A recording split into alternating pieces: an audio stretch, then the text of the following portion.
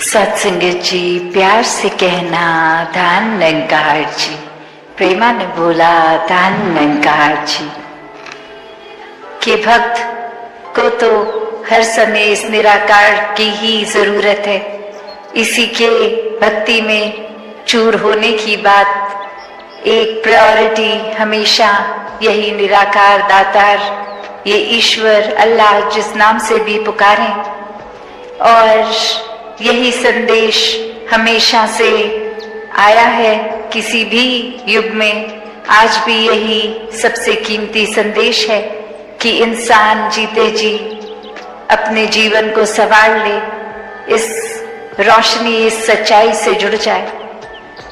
चाहे सुबह वो जो स्वागत का समय, और उसमें भी अनेक झांकियों के रूप में देखा कि कैसे ये संदेश को, एक मानवता के नाम भी ये संदेश कि इस जीवन को, इस संसार को, चाहे वो सोशल रूप में, कैसे एक साफ सुथरे जल की एक डिपिक्शन, एक प्रकृति को गंदा कूड़ा करके ना गंदगी और बढ़ाने की बात, या फिर अन्य रूप में पेड़ लगाकर, ऐसे एक जो हमेशा से शिक्षा की बात रही, या फिर पीड़ित किसी के एक शरीर रूप में इलाज की बात इत्यादि। संतों ने तो हमेशा ऐसा ही चाहा कि ये एक सोशल लेवल पे भी और स्पिरिचुअल लेवल पे भी इंसान का जन्म हुआ है, तो फिर बस ये ग्रोथ हो, ये विस्तार हो। ये विस्तार सिर्फ एक भावनाओं की ही बात का नहीं, ये अंदर से बाहर की यात्रा, जो फिर एक, चाहे हम इस बिंदु को ही देखें कि एक सच्चाई जो अपने जगह पे कायम दायम और कण कण में भी, और जहाँ ये एक फोकस पॉइंट भी, वहाँ इतना असीम विस्तार की ये बीइंग बाउंडलेस वाली बात कि ये कभी ना खत्म होने वाली। तो ऐसी ही सच्चाई भक्तों के हिस्से आई है। और आज भी ये जो बार बार हम अनाउंसमेंट सुन रहे थे कि जीते जी ये ब्रह्म ज्ञान की दात, इस निराकार को जान लिया जाए तो ही जीवन सफल है। कभी भी संतों ने ये नहीं कहा कि अपनी सामाजिक पारिवारिक जो एक रिस्पॉन्सिबिलिटीज हैं, कर्तव्य हैं, उनको ना किया जाए, पर सिर्फ और सिर्फ अकेले होके भक्ति की जाए। नहीं, संतों ने यही समझाया है कि इस समाज, संसार का हिस्सा बन के घर परिवार में रहकर ही भक्ति की जाए। फिर वो चाहे कहीं पे भी किसी समय हम हैं, हम सड़क क्रॉस कर रहे हैं, किसी म्यूजियम में हैं, कामकाज में हैं, स्कूल में हैं, ये परमात्मा तो उतना ही हर जगह है। हर समय इसके साथ होते हुए जो भी कार्य कर रहे हैं वो किया जा सकता है। और सबसे पहले इसी को जानना है। इसी को जानकर ये जो बात है कि एक को जानो, एक को मानो, एक हो जाओ, एकला जाना एकला माना एक वा, कि कैसे एक संसार में जहाँ इस एक की ही बात होती है कि ये परमात्मा, चाहे अनगिनत नाम इसके, अनगिनत किसी न किसी क्वालिटी से जोड़ दिया जाता है कि ये एक करुणा दया का सागर है, ये तो प्रेम का स्रोत है।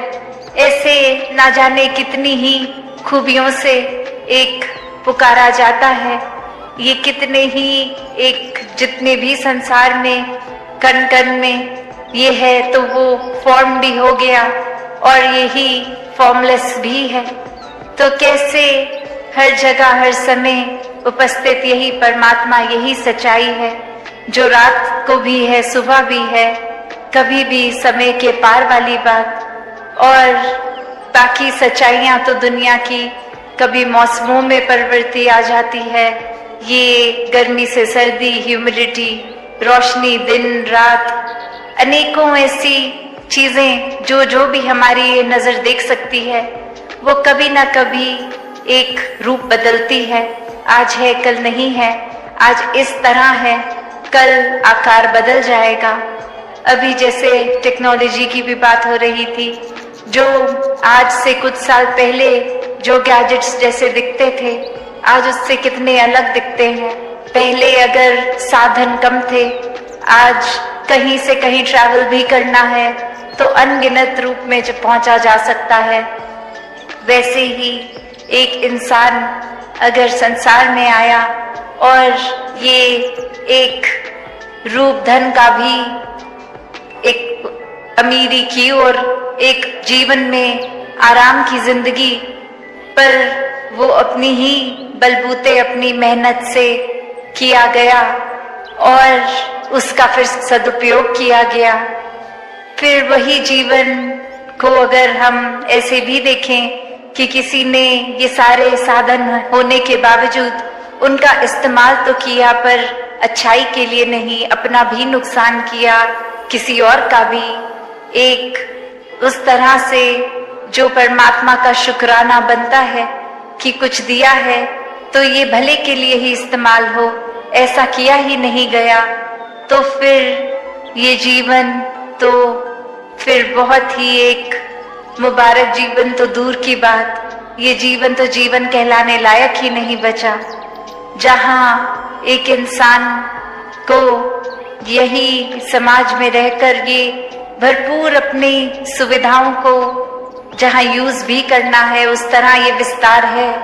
पर ये जिन्होंने परमात्मा को मन में रखा है, हर समय याद रखा है, ये वो सब चीजों का अच्छी तरह इस्तेमाल करते हुए भी फिर भी ये अपनी स्पिरिचुअलिटी को एक सबसे ऊपर रखते हैं, इस निराकार को सबसे ऊपर रखते हैं और फिर अपने जीवन में एक बंदिश का महसूस नहीं होता कि ये एक दायरा है, एक ये इतना असीम निराकार और कितने ही ये अनगिनत तरीके जिससे इस निराकार के साथ प्यार और मजबूत किया जाए, चाहे वो एक दिल से सुमिरन करके, अरदास करके, प्रार्थना करके, चाहे वो संसार में भेदभाव ना करते हुए मानवता की सेवा करके, चाहे किसी का एक किसी रूप में किसी तरह का भी कंफर्ट पहुंचा सकते हैं, दुख तकलीफ दूर कर सकते हैं,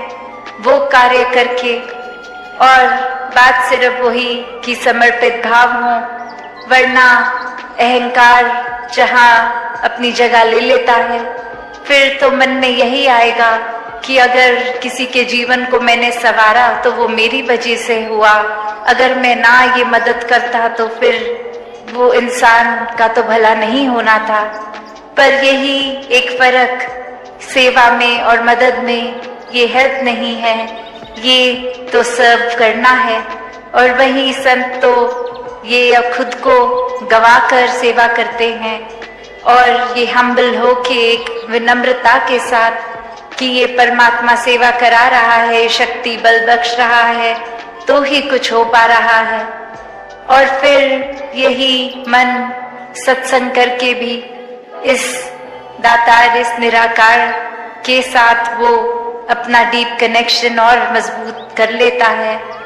और वहीं अगर सत्संग में भी आके एक ध्यान इधर उधर, या फिर सिर्फ इसीलिए आ रहा है कि कोई देख ले हम भी आते हैं सत्संग, या अक्सर छोटी छोटी चीजें कि किसी को देखा कि कोई जीवन में उपलब्धि मिल गई है तो एक खुद की ही कैलकुलेशन लगाई कि वो महात्मा तो बहुत रेगुलरली संगत जाते हैं तो हम भी जाएंगे तो हमें भी वो अचीवमेंट मिल जाएगी, या ऐसे कोई भी कारण बना लेते हैं जो एक मूल रूप से एक अपने प्योर रूप से एक भक्ति के दायरे में नहीं, चतुर चालाकियों के दायरे में आता है। और ऐसा करना भी फिर वो सत्संग नहीं है, क्योंकि अगर यही देखें कि ये सत्य का संग है सत्संग, इसमें और कोई भाव की मिलावट आ जाए तो फिर वो सत्संग नहीं रहेगा। तो कैसे अपने जीवन में एक वही बात कि जब ये निराकार पूरा है तो फिर हमारा इस निराकार पे यकीन होना ना होना इस निराकार को पूरे से अधूरा तो बना नहीं देगा। ये तो हर जगह वैसे ही मौजूद रहेगा। एक परमात्मा में विश्वास ना करना, इससे नुकसान तो हमारा ही है।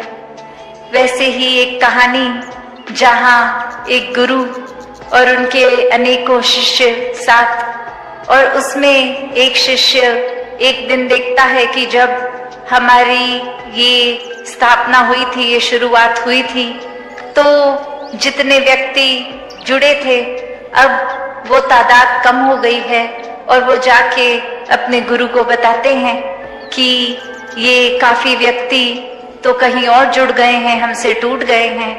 और फिर वो गुरु का कुछ रिएक्शन नहीं, किसी तरह से कुछ कहते नहीं है, अपने आनंद में ही वैसे ही भक्ति में लीन।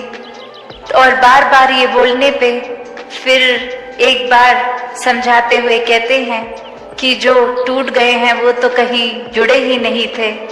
तो बात वही है कि अगर कोई और वजह से कहीं पे हम जुड़ रहे हैं तो वो एक मन पहले ही अगर सत्संग में नहीं जुड़ रहा, फिर सत्संग पंडाल में बैठना या सत्संग भवन में जाना या ना जाना वो एक ही बात है। और ऐसे ही भाव इस कहानी में भी कि ये आस्था, ये विश्वास अगर है ही नहीं तो एक फिजिकली वहां पे होना या फिर वो एब्सेंट होना वो तो कोई फर्क पड़ता ही नहीं है। और ऐसे ही वो समझाते हैं कि ये कोई गिनती की बात थी ही नहीं, यहाँ तो ये क्वालिटी की बात है, क्वांटिटी की है ही नहीं। और ऐसे ही वो भाव भी आते हैं जहाँ क्वालिटी भी होती है और क्वांटिटी भी होती है। ये संतों के दिल होते हैं जो ये सच्चाई को पहचान कर एक जहाँ उमड़ उमड़ के सत्संग भी आते हैं, वहाँ मन में भी एक बहुत ही प्यारे प्योर भाव होते हैं, साफ, कि बिल्कुल कोई छल कपट नहीं, सिर्फ इस निराकार के प्रति प्यार, तो निराकार की बनाई इस रचना से प्यार।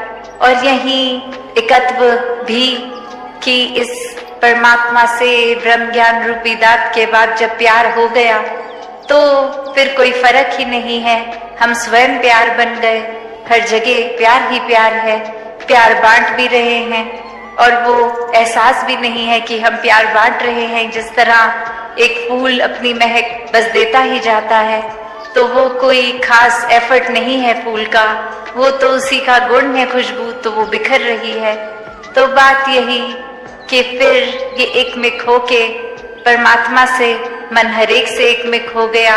और ये एकत्व की बात यहाँ तो संतों ने हमेशा जैसे समझाया कि जीते जी इस परमात्मा का साथ कर लें।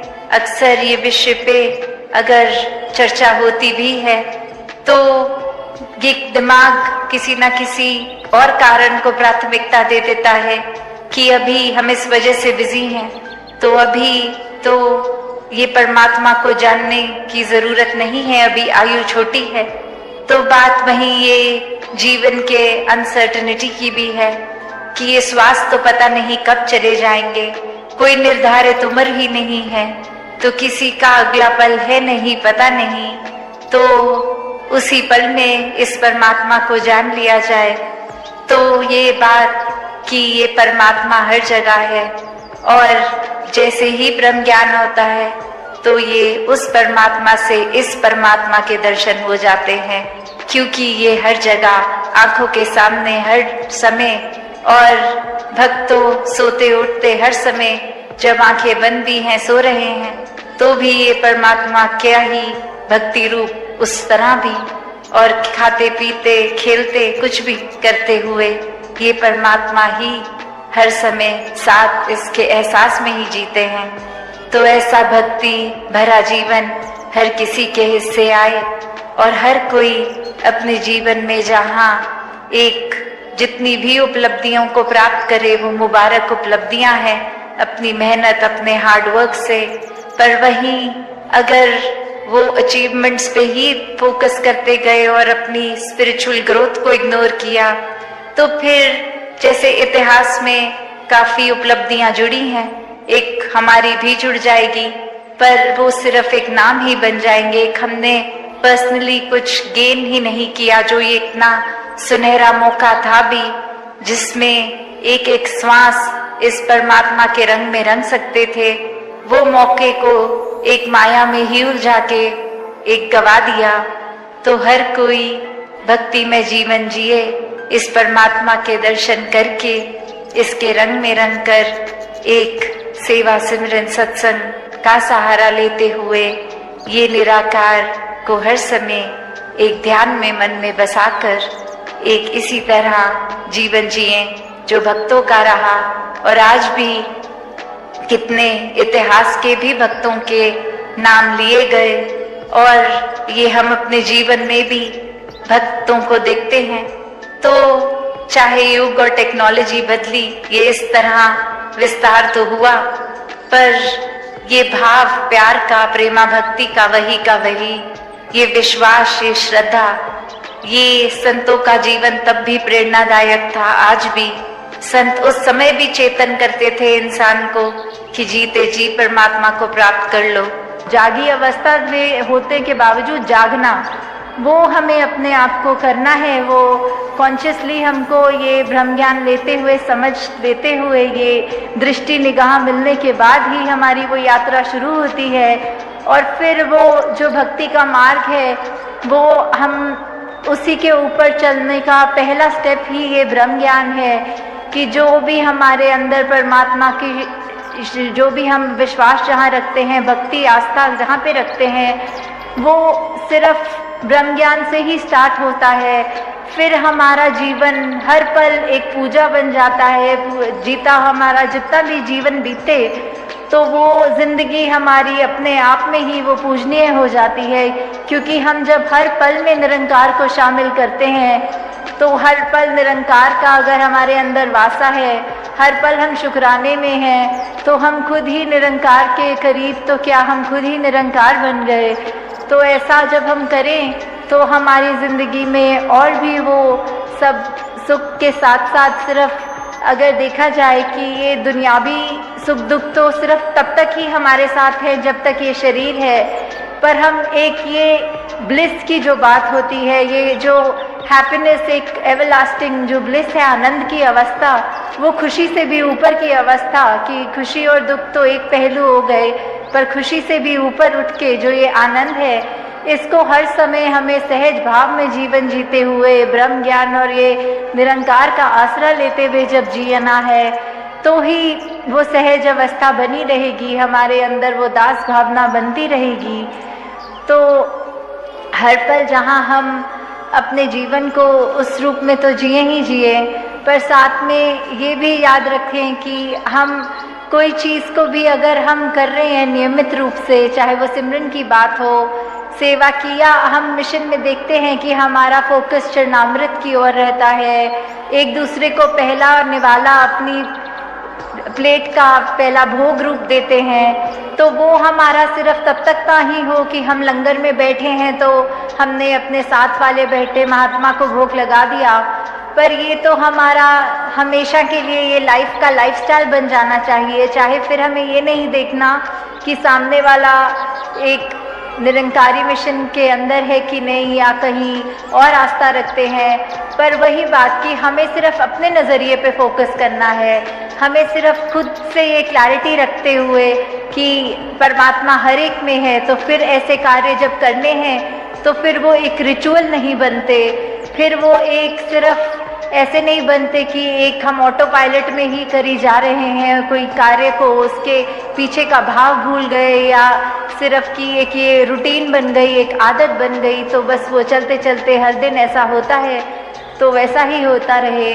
तो जब जब हम ये चेतनता अपने अंदर रख के वो एहसास, वो भाव मन में रखेंगे, तभी तक वो सारे कार्य भी हमको उस रूप में हमारे लिए आशीर्वाद बनते रहेंगे। और आज जहाँ ये 90 वर्षों की यात्रा का भी बार बार जिक्र सत्संग में भी सुना, तो अगर सिर्फ ये भी हम देखें कि कैसे बाबा बूटा सिंह जी द्वारा जब ये संत निरंकारी मिशन की उन्होंने जो ये नींव रखी, तो वो समय कैसा होता होगा, इतना वो मुश्किल दौर, वो कितनी डिफ़िकल्टीज़ उस समय रहनी। कोई उस तरह, आज तो मॉडर्न डे है, हमें कहीं ट्रैवल भी करना होता है तो इतनी सहूलत होती है। उस समय तो सिर्फ वो पैदल ज़्यादातर या साइकिल का ही रूप होता होगा। कैसे दूर दूर उस समय भी प्रचार करना, जब बहुत ही वो पाबंदियां भी कह लें, या फिर वो दौर इतना मुश्किल कि हर एक के सोच विचार थोड़े अगर अलग होना, वो कष्ट सहते हुए भी उनको ये एक अपने अंदर का ये जज्बा उनका इतना दृढ़, ये डिटर्मिनेशन उनकी, कि अगर उन्होंने ये माना कि अगर एक प्यासे को प्यास लगी हो और पानी मिल जाए तो वो खुद भी कितना खुश होता है, वो कितना शुक्र करता है, और वो ये भी चाहता है कि ये पानी जितने भी प्यासे हैं सब तक पहुंचाया जाए। तो उस समय वो इतनी गुरु प्यारे साध संगत जी, बड़े प्यार के साथ कहना जी, धन निरंकार जी। साध संगत जी, आशा करता हूँ निरंकार प्रभु कृपा से आप सभी अच्छे होंगे, स्वस्थ होंगे। साध संगत जी, साध संगत जी, आप जी के चरणों में बहुत ही सुंदर प्रेरणादायक कहानी विचार, जिसका विषय है एक गुरु सिख की अवस्था कैसी होती है, कैसी होनी चाहिए, आता है। साध संगत जी प्रमाण करे और ध्यान से सुने। साध संगत जी, जो महापुरुष होते हैं वे सतगुरु के गुरसिख होते हैं। वह जो बात करते हैं प्रीत की, प्यार की, सबके भले की, वह उसे अपने जीवन में दल करके दिखाई है। साध संगत जी, यह नहीं कि बातें प्यार की करते हैं और दिल में नफरत रखते हैं। साध संगत जी, संत तो वे हैं जिनमें संतों के गुण होते हैं, जिनके पास परमपिता परमात्मा का ज्ञान होता है, सहन शक्ति होती है, जिनके दिल में सबके लिए प्यार होता है। साध संगत जी, मानव मंत्र के भले की सोचता हो। साध संगत जी, जिसने अपना जीवन गुरुओं पैगंबरों के आदेशों के अनुसार जिया हो। साध संगत जी, हमने भी ऐसा ही जीवन जीना है। साध संगत जी, प्यार और सेवा भाव से सबको नज़दीक लाना है। नफरत से तो पहले ही इंसान अलग अलग हुए पड़े हैं। अगर और नफरत फैलेगी तो दुनिया का सर्वनाश हो जाएगा। साध संगत जी, हमने अपने सब व्यवहार से नफरत को समाप्त करना है, प्यार की दुनिया बसानी है। उनसे पूछना है कि भक्ति की अवस्था क्या होती है, जो महात्मा ने कहा कि उसका उत्तर तुम्हें सहज में ही प्राप्त हो जाएगा। इतने में एक इंसान श्रद्धा भाव से उस महात्मा के पास कुछ फल रख करके अर्पण किया। महात्मा जी ने अपने शिष्य से कहा कि जो फल लाया है इन्हें उठा करके उस नाली में फेंक दो। शिष्य ने तुरंत वैसा ही किया। साध संगत जी, जब वह इंसान चला गया तो महात्मा ने उस शिष्य से पूछा कि यह इंसान तो बहुत खुश होकर गया होगा, क्योंकि मैंने इसके साथ बहुत मीठी मीठी बातें की है। तो साध संगत जी, शिष्य कहने लगा कि वह तो बहुत गुस्से में था और कह भी रहा था कि मैं जो प्रसाद लाया हूं वह मेरी आंखों के सामने ही नाली में फेंकवा दिया और मेरे से मीठी मीठी बातें करके गए। इतने में एक दूसरा इंसान आया और इस महात्मा को अर्पण करने के लिए फल लाया। साध संगत जी, महात्मा ने क्या किया? यह किया कि जो प्यार से फल लाया था उसकी तरफ तो पीठ कर ली और दूसरी तरफ मुंह करके फल खाने लगा। जब वह इंसान चला गया तो महात्मा जी ने भक्त से कहा कि चलो, पहले इंसान तो नाराज होकर गया पर यह तो बहुत खुश होकर गया, क्योंकि मैंने इसके प्रसाद को ठुकराया नहीं बल्कि ग्रहण कर लिया है। साध संगत जी, शिष्य कहने लगा कि यह तो पहले वाले से भी ज्यादा नाराज था और क्रोधित होकर यह कह रहा था कि ये तो अच्छे संत महात्मा हैं, मैं इनके लिए प्रसाद लाया, इसने मेरी तो परवाह की ही नहीं। और दूसरी तरफ मुंह करके पदार्थ में ही उलझा रह गया। इसी तरह तीसरा इंसान जब प्रसाद लेकर आया साथ संगत जी, तो महात्मा जी ने वह प्रसाद खुद भी खाया और उसे भी दिया, बाकी सभी को दिया और उसे इंसान से बहुत प्यार से बातें की, निरंकार की चर्चा भी की साथ संगत जी। वह इंसान जब चला गया तो भक्त ने कहा कि अब जो इंसान आपसे मिलकर गया है वह तो बहुत खुश होकर गया है। तब साथ संगत जी महात्मा जी ने कहा कि तूने जो सवाल किया था उसका जवाब यही है कि भक्ति की ऐसी अवस्था होनी चाहिए। मैंने पहले जिज्ञासु के पैदार्थ को ठुकरा दिया, उससे बहुत भक्ति वाली बातें की, तो तुमने देखा कि वह क्रोधित होकर गया, इसलिए यह अवस्था ठीक नहीं। जिसने पैदार्थ को ठुकरा दिया लेकिन देने वाले से बातें की, इसी प्रकार जो पैदार्थ में उलझा रहा, देने वाला इस निरंकार दातार को भुला देता है साथ संगत जी, वह अवस्था भी ठीक नहीं है। लेकिन अब तूने देखा है कि यह तीसरा इंसान बहुत खुश होकर गया। इसी तरह से जो निरंकार दातार को हृदय में बसाकर रखना चाहते हैं और उनकी दातों की भी कदर करते हैं, वही सही मायने में भक्ति हुआ करती है साथ संगत जी। वही इंसान महान होता है, वह कुल्हाड़ी को भी अपनी खुशबू दिए बिना नहीं रहता। इसी तरह हमारे महापुरुषों को शारीरिक कष्ट दिए जा रहे हैं साथ संगत जी। यह संत महापुरुष उनके भी भले की कामना करते हैं। संसार का इंसान जो कल तक आप संतों महापुरुषों के बारे में ऐसी बातें करता था, व्यंग करता था, आपका नाम लेकर वही आज मान रहा है कि आपका मार्ग ही संत वाला मार्ग है। आपके असूल ही असूल है। जो आप महापुरुषों में सहनशीलता है, अपने असूलों पर आपको चलाना है, यही सही मायने में संतों की पहचान है साथ संगत जी। जो अपने लिए तो बहुत कुछ चाहता है, अपने लिए बहुत कुछ अच्छा ही चाहता है, अच्छे से अच्छा चाहता है, लेकिन दूसरों के लिए बड़ा चाहता है, दूसरों के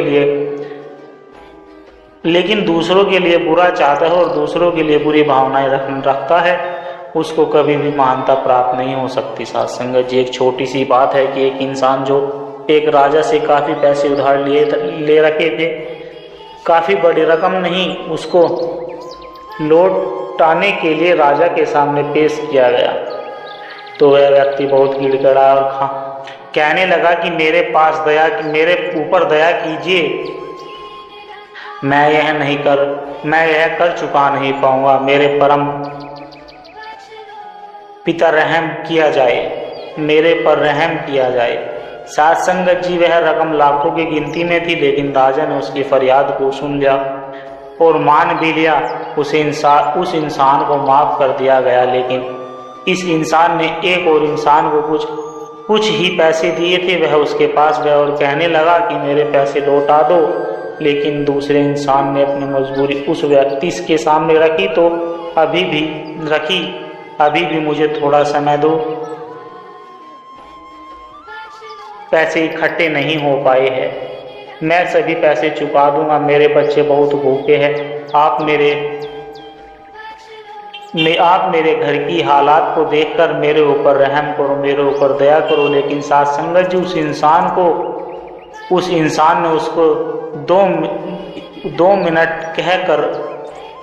मिनट कर रहा था, गले से पकड़ लिया और उसको भला बुरा कहने लगा। साथ संगत जी यह बात राजा तक पहुंची। राजा ने देखा यह तो वही इंसान है जिसे हमारे सामने पहले पेश किया गया था और जिसको मैंने माफ कर दिया था, जिसका सारा कर्ज हमेशा के लिए साफ कर दिया था।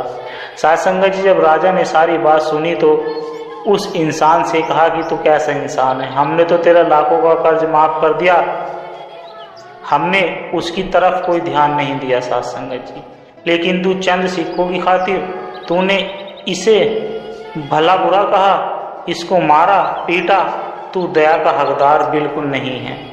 साथ संगत जी अब तो तेरे से ऐसा काम लिया जाएगा कि जब तक एक पाई न चूक जाए तुझे कभी भी माफ नहीं किया जाएगा। तो साथ संगत जी, इसी तरह से आज इंसान अपने लिए, अपने परिवार के लिए, अपने वर्ग के लिए, अपनी श्रेणी के लिए बहुत कुछ मांगता है, लेकिन किसी दूसरे परिवार और दूसरे इंसान के प्रति उसकी भावनाएं ऐसी होती है साथ संगत जी कि उसके लिए वह हमेशा विनाश ही मांगता है। भक्तजन ऐसा नहीं करते साथ संगत जी, वे तो सदा सबका भला मांगते हैं। साथ संगत जी, गुरसिक के जीवन में सदैव नर्मता होती है, उसकी जबान में मिठास भरी होती है, उसका कर्म नेक होता है, उसकी निगाहें सच्ची होती है, उसका पूरा जीवन ही अपने आप में एक मिसाल होता है। साथ संगत जी, वह सदैव अपने दातार पर विश्वास रखता है और जब भी मांगता है तो दातार से मांगता है कि दुनिया के आगे हाथ ना फैलाऊं।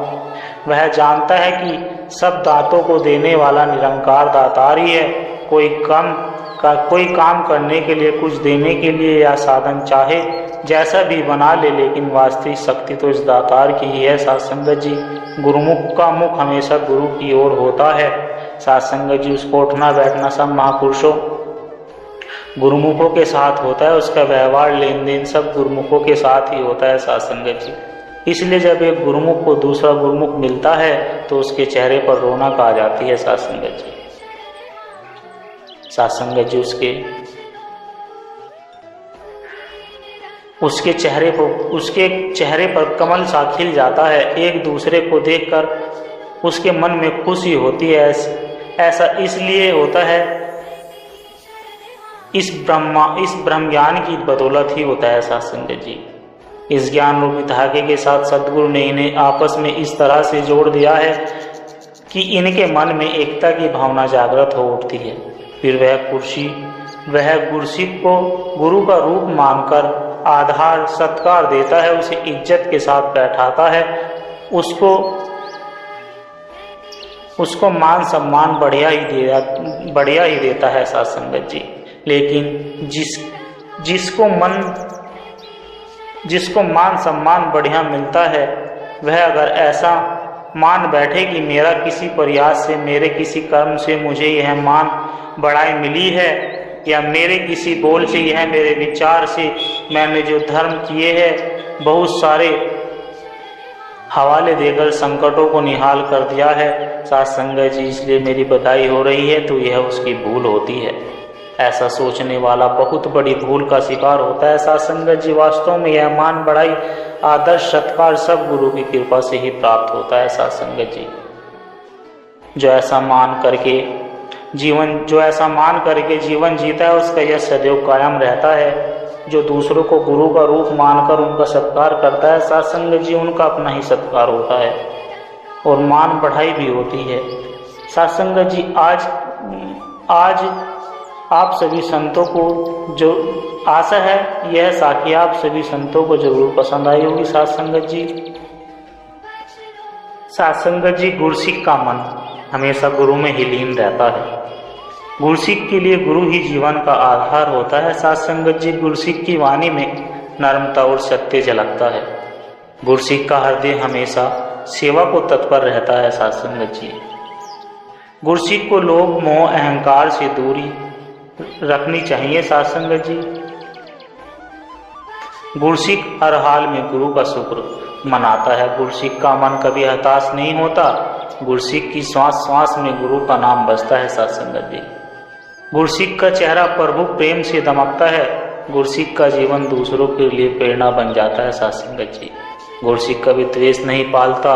गुरसिक के भीतर धैर्य का भंडार होता है। गुरसिक दूसरों की गलती को क्षमा कर देता है। साथ संगत जी, गुरसिक को गुरु का आदर्श ही प्रिय होता है। गुरसिक के लिए दुनिया अस्थायी और गुरु शाश्वत होते हैं। साथ संगत जी, गुरसिक कभी हार नहीं मानता, क्योंकि उसके साथ गुरु का बल होता है। साथ संगत जी, गुरसिक को भय नहीं सताता। गुरसिक हर हाल में संतोषी रहता है। गुरसिक सेवा को पूजा समझकर करता है। गुरसिक अपने दुख को भी प्रभु की दया मानकर स्वीकार करता है। साथ संगत जी, गुरसिक दूसरों की भलाई में ही अपनी खुशी ढूंढता है। गुरसिक का मन हमेशा निर्मल और पवित्र होता है। गुरसिक का चरित्र ही उसकी पहचान है। गुरसिक को झूठ से घृणा होती है। गुरसिक का हृदय करुणा से भरा होता है। गुरसिक के जीवन में गुरु की झलक दिखती है। साथ संगत जी, गुरसिक को गुस्सा छू भी नहीं पाता।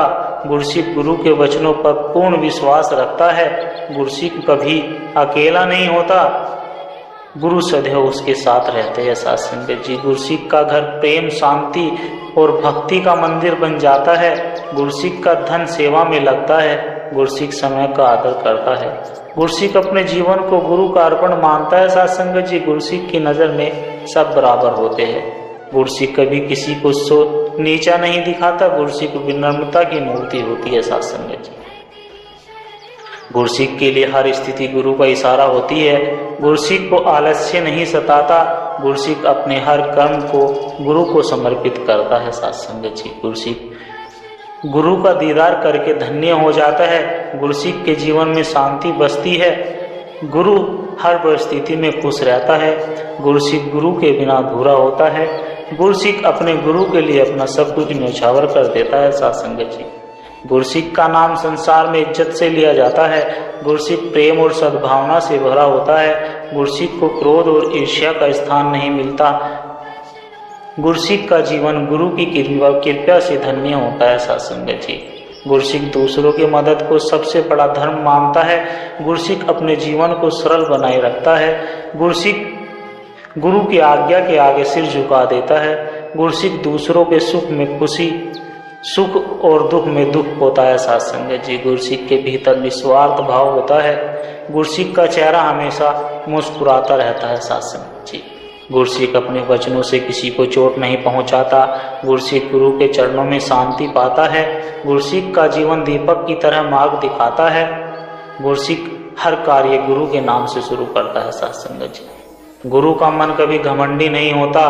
गुरसिक सच्चे प्रेम का प्रतीक होता है। गुरसिक के लिए सच्चाई सबसे बड़ी शक्ति होती है। गुरसिक अपने गुरु की महिमा गाता है। गुरसिक की नीयत हमेशा साफ होती है। साथ संगत जी, गुरसिक गुरु की शिक्षा को जीवन में उतारता है। गुरसिक हर कठिनाई को अवसर मानता है। गुरसिक जीवन को सेवा और भक्ति में लगा देता है। साथ संगत जी, गुरसिक दूसरों के लिए छांव बनता है। गुरसिक को गुरु से जुड़कर असीम आनंद मिलता है। साथ संगत जी, गुरसिक अपने जीवन को तपस्या समझता है। गुरसिक गुरु की नज़र से ही संसार को देखता है। गुरसिक कर्तव्य निष्ठा होता है। साथ संगत जी, गुरसिक समाज के लिए आदर्श होता है। गुरसिक के मन में कभी बुराई नहीं आती। गुरसिक गुरु की वाणी को ही मंत्र मानता है। साथ संगत जी, गुरसिक कभी निराश नहीं होता। गुरसिक गुरु के आदेश पर जीता है। साथ संगत जी, गुरसिक गुरु के बिना एक पल भी अधूरा है। गुरसिक का जीवन दूसरों के लिए आशीर्वाद होता है। साथ संगत जी, गुरसिक गुरु की छाया में हमेशा सुरक्षित होता है। गुरसिक को गुरु का नाम ही सबसे प्रिय है। गुरसिक अपनी खुशी गुरु के चरणों में ढूंढता है। गुरसिक को कभी कोई भय नहीं सताता। गुरसिक का जीवन सत्य और प्रेम पर टिका होता है। साथ संगत जी, गुरसिक गुरु के आदेश से कभी पीछे नहीं हटता। गुरसिक अपने गुरु को अपना सब कुछ मानता है। गुरसिक को गुरु की संगति सबसे प्यारी होती है। गुरसिक का हर पल ईश्वर से जुड़ा होता है। गुरसिक गुरु के दिए ज्ञान को अमल में लाता है। साथ संगत जी, गुरसिक गुरु के नाम से ही जीवन की शुरुआत करता है। गुरसिक का मन प्रभु में स्थिर रहता है। साथ संगत जी, गुरसिक को कभी अंधकार नहीं सताता। गुरसिक गुरु की राह पर अडिग रहता है। साथ संगत जी, गुरसिक अपने गुरु के बिना जीवन को शून्य मानता है। गुरसिक का चरित्र सबसे बड़ी दौलत है। साथ संगत जी, गुरसिक को गुरु का आशीर्वाद ही सबसे बड़ी शक्ति लगता है। गुरसिक का लक्ष्य केवल गुरु की शक्ति और भक्ति होता है। साथ संगत जी, गुरसिक हर हाल में विनम्र रहता है। गुरसिक की शरण में सबको शांति मिलती है। साथ संगत जी, गुरसिक का जीवन गुरु की महिमा का दर्पण होता है। साथ संगत जी, गुरसिक गुरु का नाम लेकर ही जीवन का हर अध्याय शुरू करता है। साथ संगत जी, दास के द्वारा कहे गए प्रेरणादायक कहानी विचार, साखी विचार, सत्संग विचार यदि आप जी को अच्छे लगे हो तो वीडियो को लाइक करें, शेयर करें और कमेंट बॉक्स में धन निरंकार जी लिखकर अपने विचार साझा जरूर करें। साथ संगत जी, और दास के चैनल को सब्सक्राइब जरूर करें। और साथ संगत जी, दास को आशीर्वाद दे हर रोज आप जी के चरणों में ऐसे ही सुंदर सुंदर विचार लेकर आता रहूं। साथ संगत जी, प्यार से कहना धन निरंकार जी।